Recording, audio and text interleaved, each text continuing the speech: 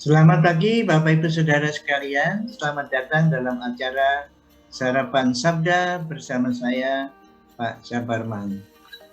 Sarapan kita pada pagi hari ini masih Matius 5, 19 sampai 20, tetapi khusus pada pagi hari ini ayat yang ke-20. Maka aku berkata kepadamu, jika hidup keagamaanmu tidak lebih benar daripada hidup keagamaan ahli-ahli Taurat dan orang-orang Farisi, sesungguhnya kamu tidak akan masuk ke dalam kerajaan surga. Wah, ini sulit sekali dimengerti. Orang Farisi yang taat, sangat rinci, detail sekali menaati firman Tuhan, 10 hukum Tuhan, sampai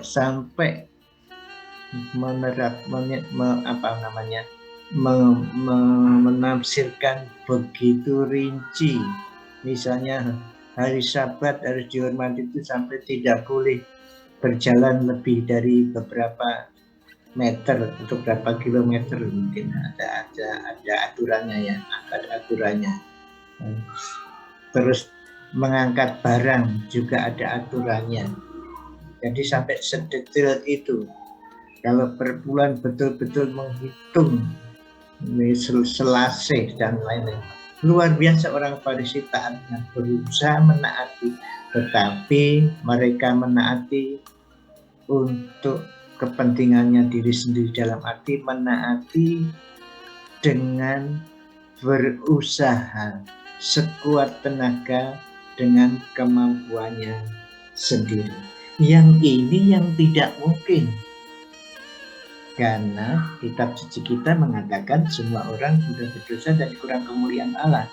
Lagi-lagi saya ingin menjelaskan mengenai dosa itu, yaitu dosa dalam arti dosa keturunan. Kalau saudara percaya pakai istilah ini, tapi mungkin saya lebih cenderung tabiat dosa. Semua orang mempunyai tabiat dosa, walaupun belum berbuat dosa, tetapi sudah punya tabiat dosa. Itu yang menyebabkan manusia tidak mampu dengan usahanya sendiri berhubungan dengan Tuhan. Selain itu ada dosa perbuatan, ya pasti kita itu perbuatan yang kita lakukan, termasuk pikiran sebetulnya. Satu lagi dosa, yaitu dosa yang dipertalikan, yang menyebabkan manusia itu mati secara jasmani.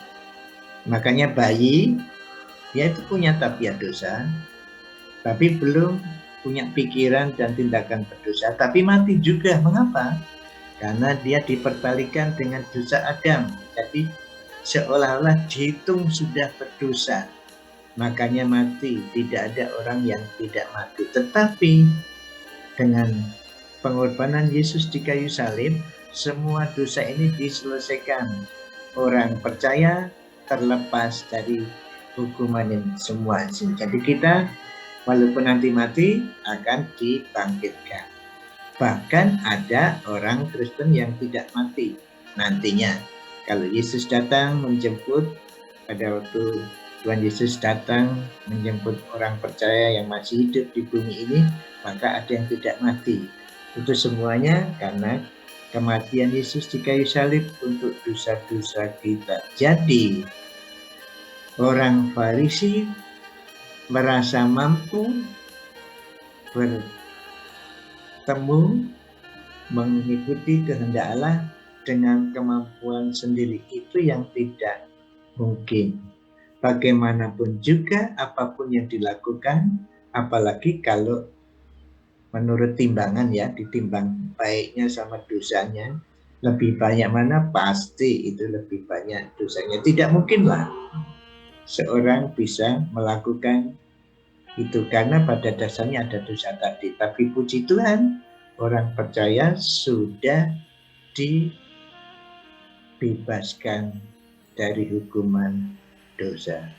Inilah yang dimaksud. Jadi yang dimaksud kebenaran keagamaanmu lebih daripada orang Farisi dan ahli Taurat, artinya saudara tidak mengandalkan perbuatan sendiri untuk ke surga itu. Ke surga itu bukan usaha kita, tetapi itu pemberian atau kasih karunia dari Allah, oleh karena memang kita tidak bisa usaha sendiri itu karena dosa tadi.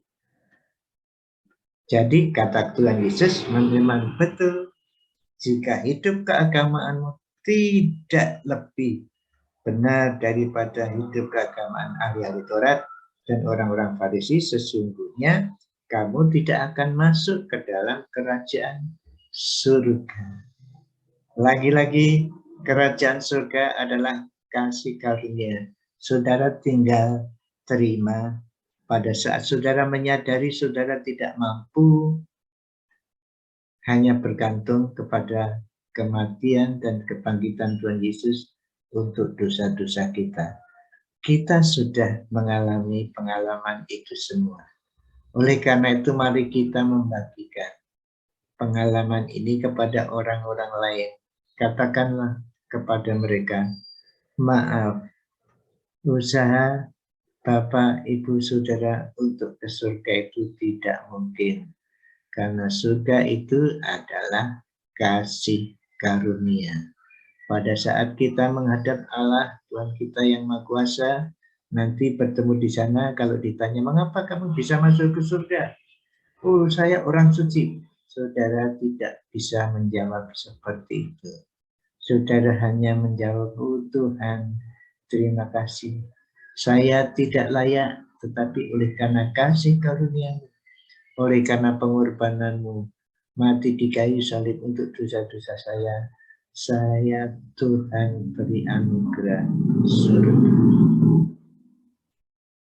Halo Bapak Ibu Saudara, warga kerajaan surga, mari kita membicarakan jalan ke surga melalui anugerah ini kepada saudara-saudara yang lain.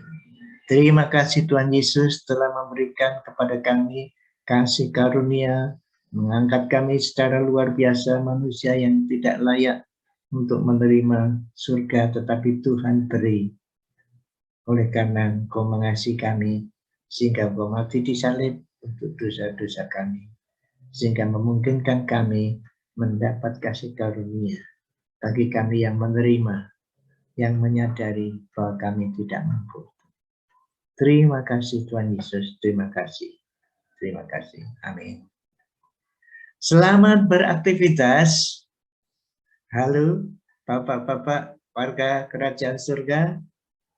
Saudara lebih daripada ahli-ahli Taurat dan orang Farisi kalau Anda mengandalkan Tuhan dalam kehidupan saudara, dalam mengatasi kehidupan sehari-hari dan secara khusus dalam menghadapi dosa. Terima kasih. Tuhan memberkati. Amin.